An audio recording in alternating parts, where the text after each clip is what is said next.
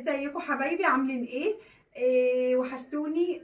قبل ما نبدا الفيديو هيعجبكم ان شاء الله، لان نزلت فيديو قبل كده زيه وكان عاجبكم جدا وخد لايكات وخد مشاهدات حلوه قوي. وانت بتتفرجي على الفيديو دوسي لايك عشان ما تنسيش. بما ان بقى بكره عيد الشرطه 25 يناير، فانا جيت بقى بسرعه كده، طلعت لمرات اخويا فجاه. قلت لها لازم تغني لي دلوقتي اغنيه لعيد الشرطه او اي اغنيه لمصر، اللي يطلع معاكي قوليه. وزي ما انتوا شفتوها في الفيديو اللي قبل كده، صوتها جميل وصوتها قوي ومن غير موسيقى، من غير ميكروفون، من غير اي حاجه. فهي دلوقتي هتغني لنا اغنيه حلوه لمصر. بس ما تنسوش اللايك، تمام؟ وهنسمعها مع بعض. يلا.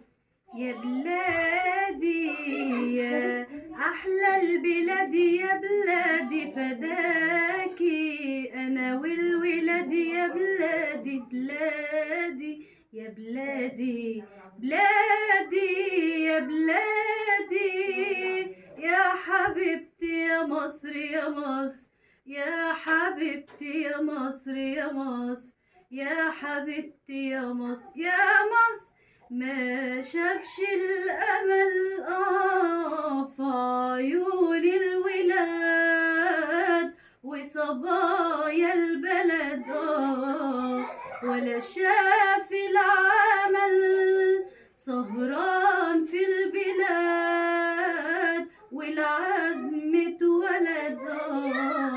ما شافش الأمل في عيون الولاد وصبايا البلد، ولا شاف العمل سهران في البلاد والعزم اتولد، ولا شاف النيل في أحضان الشجر، ولا سمع مواويل في ليالي القمر، ولا شاف النيل في أحضان الشجر، ولا سمع مواويل في ليالي القمر.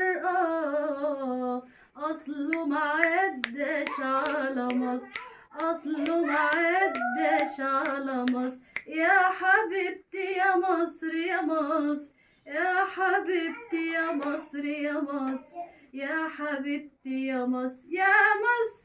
ما شافش الرجال السمر الشداد وليالي المحن، ولا شاف العناد السمر الشداد والعزم اتولد، ولا شاف النيل في أحضان الشجر، ولا سمع مواويل في ليالي القمر، ولا شاف النيل في أحضان الشجر، ولا سمع مواويل في ليالي القمر.